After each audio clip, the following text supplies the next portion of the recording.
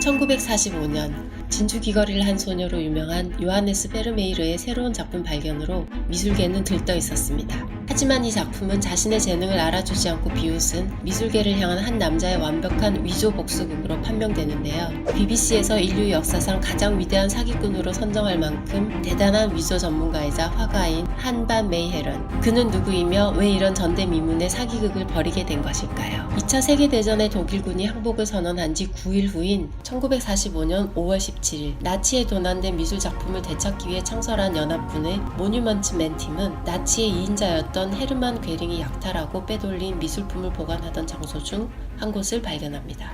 오스트리아의 짤츠부르크 근처의 알토세 지역에 있던 소금 광산의 비밀 공간에는 렘브란트, 보티첼리, 르누아르, 모네, 얀바네이크, 미켈란젤로 등의 6,577점의 해와 2,300점의 드로잉과 수채화, 954점의 프린트, 137점의 조각 작품들이 숨겨져 있었죠.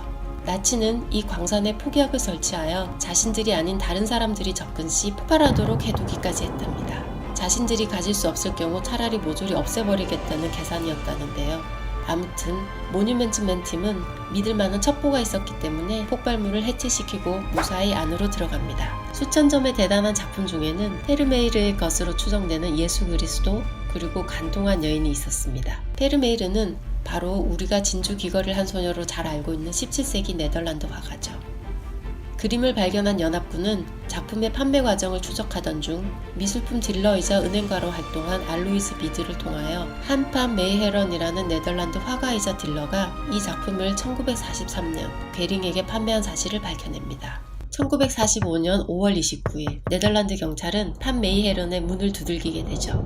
체포된 그를 네덜란드 당국은 국가의 중요한 문화유산을 적에게 팔아넘긴 반역죄를 적용하여 그를 기소하려 합니다. 그는 사형 선고까지도 가능한 상황이었죠. 체포된 지 3일째 되던 날 판 메이헤런은 자신은 괴링에게 페르메이르의 작품을 판매한 것이 아니라 자신이 직접 그려 위조한 페르메이르의 작품을 진품으로 속여 팔았을 뿐이라고 항변합니다. 그에 따르면 그는 한때의 화가를 꿈꾸는 미술학도였지만 인상주의와 아방가르드 미술이 유럽과 미술을 사로잡고 있던 1930년대 당시 16, 17세기 네덜란드 화풍에 심취하여 그린 그의 작품들이 평론가들에게 예술적 가치가 없는 이미테이션이라는 평가를 듣고 무시당하자 분개하여 복수를 결심했다고 합니다. 그는 프랑스 남부 니스 근처의 작은 마을에서 6년간 위조 연구에 매진하여 프란츠 알츠, 페르메이르 스타일의 완벽한 위장을 만들어내었고 미술사학자, 비평가 등으로부터 진품일 뿐만 아니라 수작이라는 감정까지 받아내게 됩니다. 작품들은 가족 대대로 물려내려오는 성을 소유한 노부부가 자신에게 판매 대행을 맡겼다고 거짓말을 했기 때문에 더 믿음이 갔을 수도 있어요.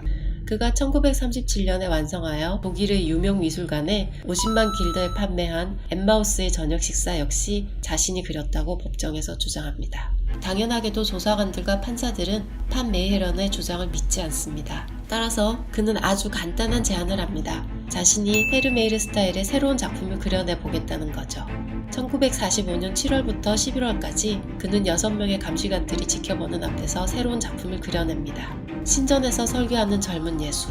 그는 전문가들도 놀라버린 완벽한 그림을 그려내었고 결국 적에게 협력하여 소중한 국가적 보물을 팔아먹었다는 누명을 벗었답니다. 어쨌든 그는 가짜 그림을 괴링뿐만 아니라 여러 컬렉터들에게 팔았기 때문에 사기죄로 기소되어 1년의 선고를 받습니다. 그러자 한동안 반역죄로 몰렸던 그는 갑자기 나치와 저명한 미술학자들을 완벽하게 속인 대단한 남자로 타이틀이 바뀌게 되죠. 그는 예술계 전문가들을 비웃으며 그들이 아무것도 모른다는 것을 자신이 증명해내었다며 큰소리쳤다고 합니다. 징역 1년을 선고받은 그는 실제 감옥에 수감되어야 했으나 법원 출석 마지막 날이었던 1947년 11월 26일 심장마비가 왔고 병원으로 보내져 투병하던 중 한 달쯤 후인 12월 30일 사망하게 됩니다. 그는 살아생전 현재 가치로 무려 2,500만에서 3,000만 달러의 돈을 벌어들였다고 하네요. 그는 어떻게 이렇게 감쪽같이 예술계 전문가들을 속일 수 있었을까요? 한 전문가의 말에 의하면 판 메이헤런은 작품을 위조하는 과정에서 작은 실수도 허용하지 않도록 치밀했다고 합니다. 그는 17세기 실제 쓰였던 염료들을 벼룩시장 등에서 구했었고 실제 그 당시 작품들을 수집하여 그 위에 그림을 그렸다고 합니다. 작품을 완성한 후에는 표면에 반짝이는 바니쉬를 바르고 100에서 120도 정도의 오븐에 구워 물감을 딱딱하게 굳힌 후 미세한 균열이 생기도록 처리하고 검정색 염료를 그 사이사이 자연스럽게 흩뿌리는 등 모두를 속이기 위해 철저한 연구와 치밀함을 보였다고 하네요. 그렇다면 혹시 판 메이헤런이 위조를 할 실력이 있었던 것은 사실이지만 오스트리아 소금 강산에서 발견한 페르메이르의 작품은 진품일 수도 있지 않을까요? 나치에 협력했다는 무거운 죄를 피하기 위한 메이헤런의 거짓말이었다면 단서는 그림에 쓰인 코발트 블루색과 백연에 있다고 합니다. 매혹적인 파랑색을 뽑아낼 수 있는 코발트 블루는 1802년경에서야 사람들이 특수한 재련 방법을 통하여 염료로 사용하기 시작하였는데요. 페르메이르가 그림을 그리던 1600년대 말경에는 이 블루가 사용될 수 없었으나 판 메이헤런이 위조한 작품에는 있다고 하네요. 백연 또한 17세기에 사용되었던 것과 20세기에 사용되는 것의 납성분이 다르다고 합니다. 따라서 위조하였다는 그의 주장이 사실인 것으로 증명됩니다.